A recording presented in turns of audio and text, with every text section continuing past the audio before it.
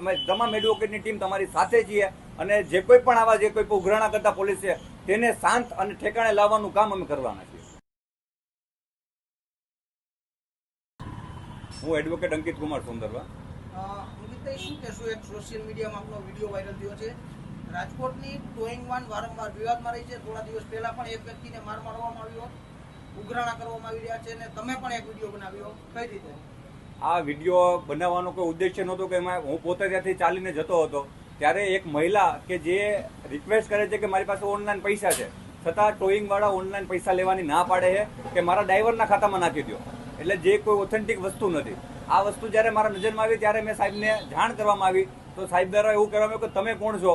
મને કહી શકાય કે મેં કીધું કે હું એડવોકેટ છું, કે જે હોય તે સાઈડમાં વહી જાઓ, આમના પાસે પૈસા તો લેવામાં આવશે, આવી મને ઘટના કહેવામાં આવી. ત્યારબાદ મેં તે લોકોને સાહેબને મેં કીધું કે સર રિક્વેસ્ટ કરી કે સર એવું હોય તો હું એ બેનના જે પૈસા છે એ આપી દઉં અને ખાતામાંથી મારામાં લઈ લઉં. એટલે જે રોકડા લેવડ દેવડ થઈ તો મને આશંકા થઈને સાહેબને એનાથી ઉગ્રતા થઈ કે તમે શું કામ એને પૈસા આપો છો.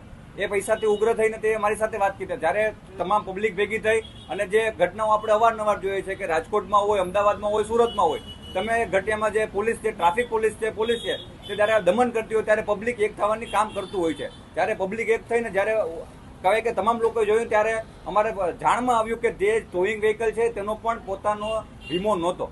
તો જે પોતાના જ કહી શકાય કે પોતાની જીવ ઉપર આવે છે ત્યારે એને કોઈ પણ નિયમો લાગુ નથી પડતા અને જ્યારે આપણા પર આવે ત્યારે નિયમો લાગુ પડે છે. અને ત્યારબાદ તે વિડીયો ઉતારવામાં આવ્યો અને ત્યારે જ્યારે વાયરલ કરવામાં આવ્યો ત્યારે સ્પષ્ટપણે જ્યારે મેં કીધું છે કે પબ્લિક હેરાન થાય છે ત્યારે સાહેબ ચોખ્ખા એ શબ્દોમાં વિડીયોમાં પણ છે બોલે છે કે પબ્લિક હેરાન થતી હોય તો ભલે થાય. અને ત્યારબાદ બીજા શહેર મેં શબ્દ કીધું કે સાહેબ તમે અમારી સેવા માટે છો, ત્યારે તે ઓછો અવાજમાં એવું બોલે છે કે અમે સરકારની સેવા માટે છીએ. શું કહેશો? તમે એક વકીલ છો તો કોર્ટના દ્વાર ખખડાવશો ખરા? કારણ કે આ રીતના અમે આની રજૂઆત જ્યારે જ અમે છે કે કોઈ પણ સીપી સાહેબને તમામ લોકોને કરેલી છે કે ભાઈ તમે ટોઈંગ જે કોઈ પણ છે જે ટીઆરપી જે વાહન છે તેનું કામ માત્ર ને માત્ર ટ્રાફિકને હળવું કરવાનું છે.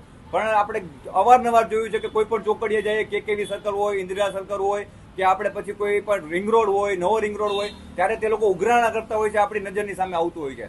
ત્યારે આપણે કોર્ટના દ્વાર ખખડાવશું એ 100%. પણ હું પબ્લિકને અહીંથી રિક્વેસ્ટ કરીશ આપ તમામ પ્રેસના માધ્યમથી કે જ્યારે પણ તમને આવું દેખાય તો એક તમારી અંદર તમે પોતે પણ તમારી પાસે ફોન છે એ ફોનમાં એક વખત રેકોર્ડ કરો અને એક વખત તમે જાગૃત બનો અને મારા સુધી પહોંચાડો, મીડિયા સુધી પહોંચાડો. મીડિયા અને અમે તમામ એડવોકેટની ટીમ તમારી સાથે છીએ અને જે કોઈ પણ આવા જે કોઈ ઉઘરાણા કરતા પોલીસ છે તેને શાંત અને ઠેકાણે લાવવાનું કામ અમે કરવાના છે.